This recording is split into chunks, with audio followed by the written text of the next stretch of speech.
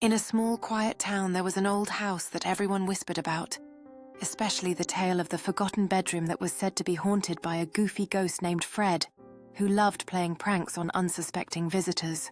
One sunny afternoon, a group of adventurous friends decided to explore the haunted house, not believing the stories, and as they opened the door to the forgotten bedroom, they were greeted by an unexpected surprise. Jumping at every little sound, they quickly realized that Fred wasn't the scary ghost they expected, but rather a mischievous spirit who just wanted to be part of their fun. As the afternoon turned into evening, they found themselves playing games with Fred, discovering that his favorite pastime was making people laugh, and soon the haunted bedroom felt more like a lively party. By the time night fell, the group had transformed the forgotten bedroom into a celebration of laughter and silliness, proving that sometimes the spookiest secrets can lead to the most unexpected friendships. With each joke and spooky tale shared, the bond between the friends and their new ghostly companion deepened, creating memories that would last long after the night ended.